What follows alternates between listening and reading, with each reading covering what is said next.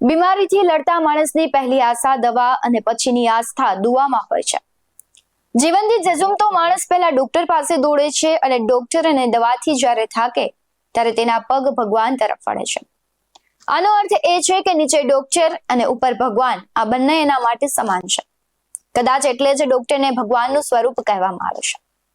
જન્મ આપવાથી જીવન બચાવવા સુધીના આખા ક્રમમાં ડોક્ટરને નિમિત્ત બનાવ્યા છે અને તેથી જ એમને દેવદૂતની ઉપમા પણ અપાય છે।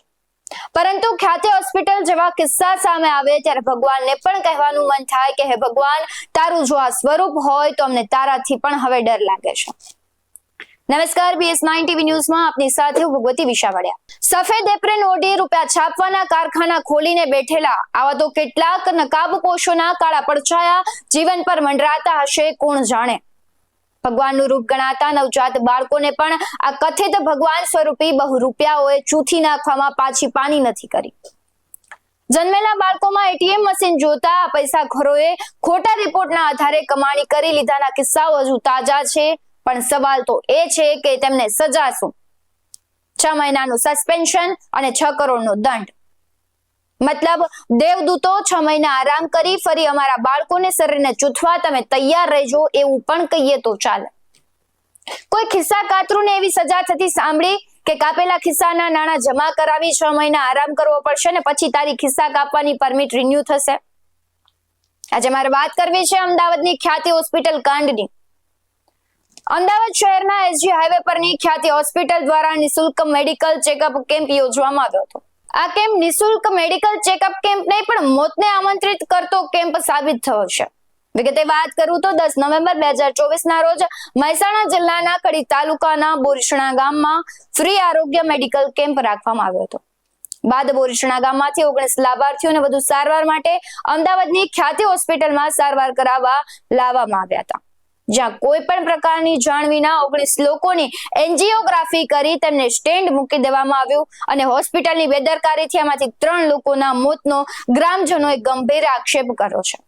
આ સિવાય અન્ય દર્દીઓ પણ હજુ ગંભીર હાલતમાં પણ છે। સમગ્ર ઘટનામાં સરકારી યોજનાના નામે મોતનો વેપલો ચાલતો હોય તેમ મૃતકના આયુષ્માન કાર્ડમાંથી પૈસા કપાઈ ગયેલા હોવાનું સામે આવ્યું છે।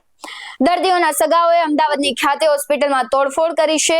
જો કે ખ્યાતિ હોસ્પિટલ પર કૌભાંડનો આ પહેલો આક્ષેપ નથી। આ પહેલા પણ વર્ષ 2022માં આવી જ રીતે હોસ્પિટલ દ્વારા કૌભાંડ આચરવામાં આવ્યું હતું, જેમાં સાણંદના તેલાવ ગામમાં આરોગ્ય કેમ્પ યોજી લોકોને હોસ્પિટલ લવાયા હતા, જેમાં પણ 3 દર્દીઓના મોત થયા હતા। જો કે ફરી એક વખત ખ્યાતિ હોસ્પિટલ દ્વારા કૌભાંડ આચરવામાં આવ્યું હોવાનું સામે આવ્યું છે, જ્યારે 2022માં દર્દીના પરિવારજનોએ આવો જ આરોપ મૂકી વસ્ત્રાપુર પોલીસ સ્ટેશનમાં ગુનો નોંધાવ્યો હતો। જો કે તે વિશે કઈ નક્કર માહિતી ન આવી સામે અને દર્દીઓને ન્યાય મળે તે પહેલા જ ખ્યાતિ હોસ્પિટલ દ્વારા ફરી કેમ્પ યોજી આ પ્રકારનું કૌભાંડ આચરવામાં આવ્યું છે। હાલ આરોગ્ય વિભાગે તપાસના આદેશ આપ્યા છે અને દર્દીઓને ન્યાય આપવાનું આશ્વાસન પણ આપ્યું છે। ઓપરેશન કાંડમાં થયેલી તપાસમાં એક પછી એક કૌભાંડ સામે આવી રહ્યા છે, ત્યારે વધુ એક ચોંકાવનારો ખુલાસો આ ઓપરેશન કૌભાંડમાં થયેલી તપાસમાં સામે આવ્યો છે। ખ્યાતિ હોસ્પિટલમાં 7 જેટલા ઓપરેશન એન્જિયોપ્લાસ્ટી માટે કરવામાં આવ્યા હતા, તેમાં 4 દર્દીઓને ધમનીના બ્લોકેજ નહીં હોવા છતાં સ્ટેન્ડ મૂકી દેવામાં આવ્યા હોવાનું સામે આવ્યું છે, જ્યારે જે 12 દર્દીઓને એન્જિયોગ્રાફી કરવામાં આવી તેઓને પણ ખરેખર એન્જિયોગ્રાફીની જરૂર નહોતી, તેમ છતાં એન્જિયોગ્રાફી કરી દેવામાં આવી હોવાનું સામે આવ્યું છે। મહત્વની બાબત તો એ છે કે PM જય યોજના હેઠળ એન્જિયોગ્રાફી માટે દર્દી દીઠ કંઈક 5000 અને એન્જિયોપ્લાસ્ટી માટે 1.25 લાખ જેટલી રકમ મંજૂર થતી હોય છે। આ યોજના હેઠળ રૂપિયા કમાવા માટે આ કૌભાંડ આચરવામાં આવ્યું હોય તેવું પણ શક્ય છે। આવી ઘટનાઓ જ્યારે બને છે ત્યારે જ કેમ તંત્રની આંખ ખુલે છે? વાત રાજકોટમાં બનેલા અગ્નિકાંડની હોય કે મોરબીના ઝુલતાપુલ દુર્ઘટનાની હોય કે પછી વડોદરાની હરણી બોટ કાંડની હોય, એક પછી એક ઘટનાઓ, નાના અને ઘટનાઓ નહીં કે દુર્ઘટનાઓ પણ ના કહી શકાય, પરંતુ આને તો કાંડ કહેવાય, કારણ કે આ માનવ નિર્મિત છે। દરેક ઘટનાઓમાં જવાબદાર અધિકારીઓની બેદરકારી લોકોના જીવ લેવા માટેનું મુખ્ય પરિબળ બન્યું છે। તંત્ર જ્યારે જાગે ત્યારે બધું લૂંટાઈ જાય છે। એક કહેવત છે કે રાંડિયા પછી ડાપણ આવ્યું, એવું જ દર વખતે થાય છે। ખ્યાતિ હોસ્પિટલમાં મોતનું તાંડવ થયા બાદ સરકારે મહેસાણામાં કાર્યવાહી શરૂ કરી છે। ખ્યાતિ હોસ્પિટલના કાંડ બાદ આરોગ્ય વિભાગ હરકતમાં આવ્યું છે અને તંત્ર દ્વારા વિવિધ જિલ્લાઓમાં કાર્યવાહી શરૂ કરવામાં આવી રહી છે। આ દરમિયાન મહેસાણામાં તંત્ર 4 હોસ્પિટલ પાસેથી 5 ગણી પેનલ્ટી વસૂલશે. પ્રાપ્ત અહેવાલ અનુસાર મહેસાણામાં પીએમજય કાર્ડ ધરાવતા દર્દીઓ પાસેથી કેટલીક હોસ્પિટલો રિપોર્ટ સહિતના રૂપિયા ચાર્જ કરતી હતી. આ અંગે જાણ થતાં મહેસાણાની લાયસન્સ અને સંકુજ, કડીની ભાગોદય અને વિસનગરની નૂતન હોસ્પિટલ પાસેથી આરોગ્ય તંત્રે દર્દીઓને પૈસા પરત અપાવ્યા છે અને આ હોસ્પિટલો પાસેથી 5 ગણી પેનલ્ટી પણ વસૂલાશે. આના સિવાય તો બીજી હોસ્પિટલમાં બેસેલા કેટલાય ઢોંગી ઈશ્વરો પણ આવા જ કરતૂતો કરે છે. સમયાંતરે મેડિકલ ક્ષેત્રમાંથી આ પ્રકારની ઘટનાઓ સામે આવી રહી છે, પરંતુ ખ્યાતિ હોસ્પિટલમાં આ માફિયાગીરીનું હચમચાવી મૂકે એવું ઉદાહરણ છે. રામભક્ત હનુમાનજીએ દિલ ખોલીને ભગવાન રામ દેખાડ્યા હતા, પણ આ કહેવત ઈશ્વરી અવતારોએ લોકોના દિલ ચીરીને અંદર બેઠેલા એમનો શેતાની ચહેરો બતાવ્યો છે. એલાન કર્યું કે હવે અમે ખિસ્સા નથી કાપતા, સીધી ધાડ પાડીએ છીએ.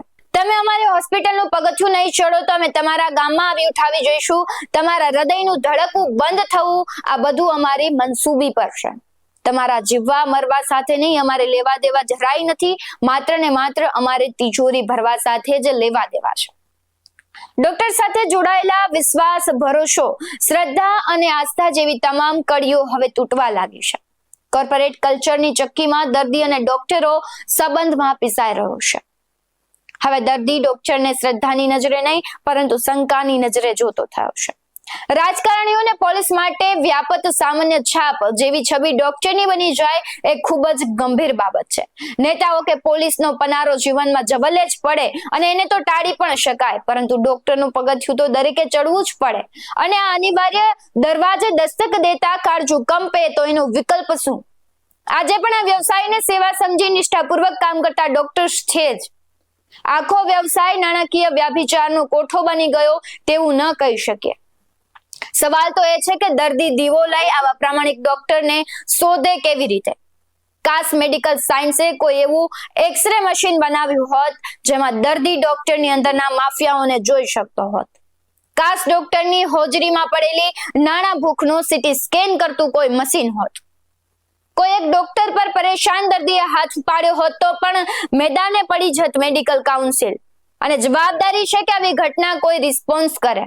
દેશના કોઈ ખૂણે ડોક્ટર સાથે થયેલા દુર્વ્યવહાર પર હડતાલ પાડી આખી દેશના દર્દીઓને બાનમાં લઈ લેતી ડોક્ટરની જમાતની ફરજ છે કે તમારી આબરૂના લીરા ઉડાડતા તમારી વચ્ચેના ભેડિયાઓ સામે કડક કાર્યવાહી કરી તમે એમનાથી જુદા છો એ સાબિત કરે. એક કાળો દિવસ ડોક્ટર્સના વેશમાં ઘૂસી ગયેલા આવા ઘૂસપેઠિયા સામે પણ મનાવો. કાળી પટ્ટી અને દર્દીઓના મોત અંગે શોક જતાવવા તમારા પર શોર્ટ ટાંગો, જેથી કમસે કમ તમારી સફેદી આવા કાળા કરતૂતનો મૂક સમર્થનમાં નથી એવો અહેસાસ થાય. સારા લોકોનું મૌન ખરાબ લોકો કેમ મૂક સમર્થન બને છે? હત્યાની સજા જેલ હોય કે સસ્પેન્સ નહીં.